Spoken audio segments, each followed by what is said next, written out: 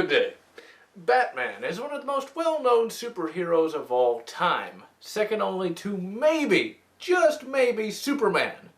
But in my opinion, they hold the #1 spot together. Batman is a superhero that is not really super in any physical way. He does not have Superman's Kryptonian abilities, and nor does he have a power ring. He just has himself. Batman really is the man when it comes to superheroes. In all reality, just about everything he says or does is 100% awesome. Except when it comes to Batman 60s. Now, I don't exactly hate this show, I just really don't like it. And that's because it's 60s camp galore. Now, this is not Batman at his worst. That would have to go to Batman and Robin. But still, this show is just awful. But I will recognize that it did indeed popularize Batman and all of that. But still, it's terrible!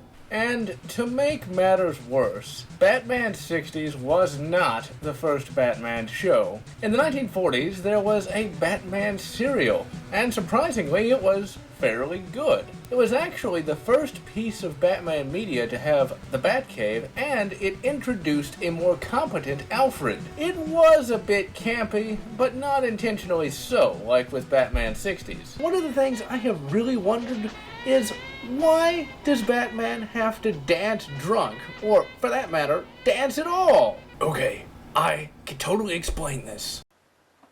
Batman? Yeah, it's me. Look, you have got to realize that it was the 60s, okay? Dark and gritty was not as popular. Besides, I wanted to be a Batman with a human face.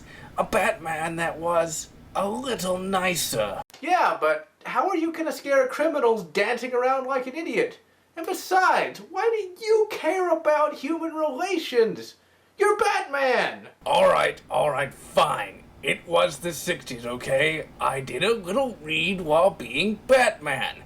I didn't do a lot, but still, how could I not? It was the 60s. Okay, so Batman likes a little batweed now and again.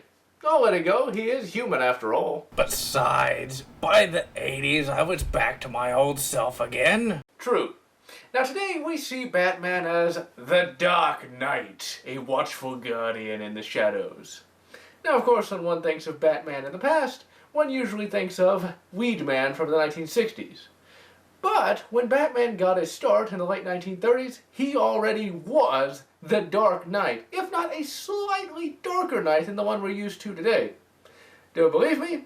Well, let's crack open Detective Comics number 27 and see if the Knight is as dark as I claim. The first Batman cover is rather iconic. It depicts Batman swinging across to a building with a crook in a headlock. We also see two other crooks about to attack Batman on the other rooftop. This type of scene would later become a staple in Batman media. When we get to our comic proper, we see Commissioner Gordon and Bruce Wayne talking a bit. But before it gets boring, a call arrives for the Commissioner. It's about a stabbing, and not having a red phone or a bat signal on hand, Gordon states that he will go right over to investigate. One thing that is a bit out of place, though, is Gordon invites Bruce Wayne along. Really, that does not make a lot of sense for a variety of reasons. For one, to Commissioner Gordon's knowledge, Bruce is just a rich playboy.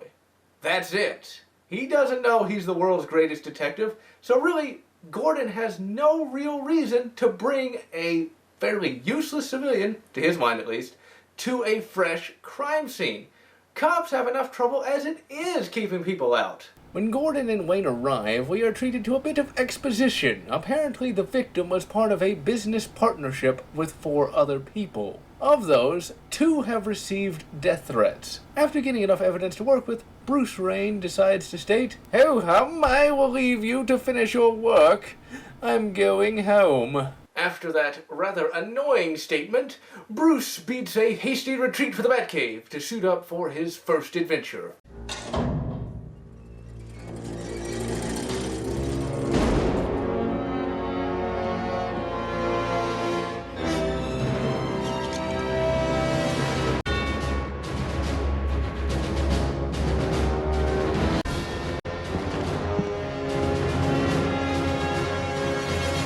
Prior to Batman's arrival on scene, one of the other business partners is murdered. As the murderers attempt to escape, Batman arrives.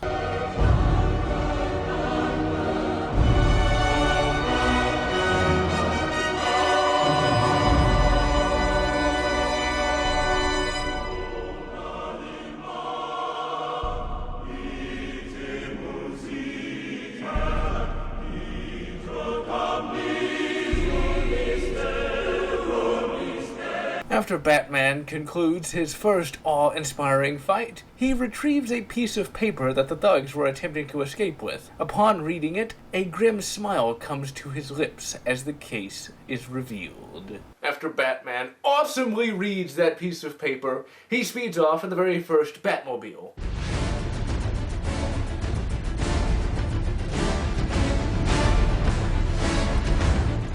Sure, the first Batmobile is not quite as awesome as the Burton-mobile or the Tumbler, but really it makes a bit more sense. It's just a standard car that people will really not be paying too much attention to.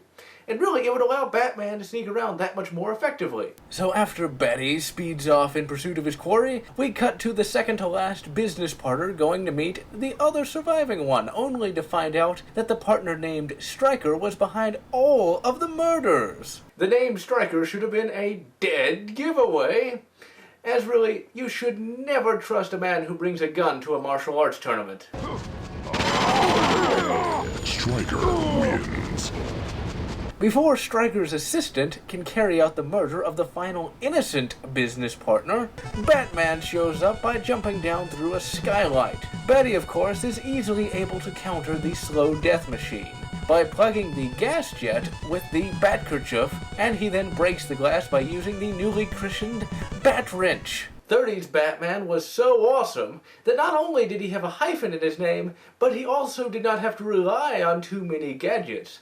All he really needed was just a wrench and a little elbow grease. You're damn right. After Batman's escape, he finally confronts the villain and lays it all down for us. Stryker, who wished to be sole owner but having no ready cash, made secret contracts with you to pay a certain sum of money each year until he owned the business. He figured by killing you and stealing the contracts, he wouldn't have to pay this money. For one, I rather like these more realistic plots. Sure, the Joker is cool and all, but he doesn't really make a lot of sense.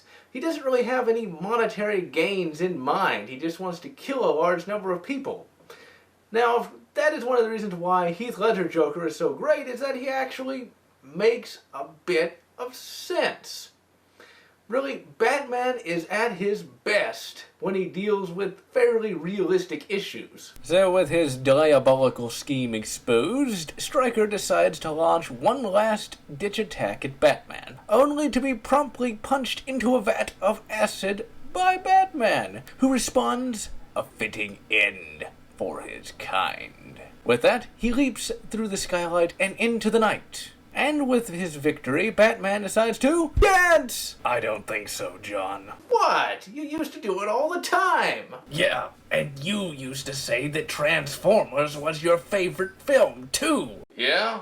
Well, at least I didn't dance around drunk, nor did I ever have a gay little partner in spandex either. I think you had better stop before I put my bat fist upside your head. All right, Batty. Touchy. Okay, well, move beyond the 60s gaiety and get to the root of the issue. Now, the comic did lay all of the groundwork for the series to come. Right at the beginning, we are introduced to Commissioner Gordon, whose character design would actually be later used on Mayor Hamilton Hill in Batman the Animated Series. The character of Bruce Wayne is also in keeping with later stylings as well. He has a disinterested, idle-rich persona that is quite a bit like Michael Keaton's Bruce Wayne, which is really quite advantageous as Keaton's Bruce Wayne was quite possibly the best. Because really, what other Bruce Wayne did this? You know what happened to this guy, Jack?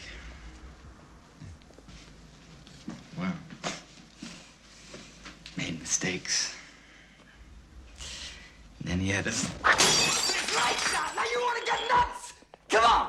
Let's get nuts. Batman's character is completely the same as today's Batman, with almost no real departures, right down to the grim smile. The design of the Batsuit itself is also virtually unchanged even today. Just compare with a few of the modern Batsuits out there. As you can see, really only the ears have had a major change. And that was the first appearance of Batman. And what an appearance it was. Basically, the character in this comic is the same Batman that we know and love today. He is the watchful guardian, the dark knight, the protector of the innocent, the kicker of ass, and the singer of blues. He is Batman. So this is General Lotz wishing you good Batman-Superman generations. And good Batman vs. Dracula, Red Rain. Or whatever makes you happy.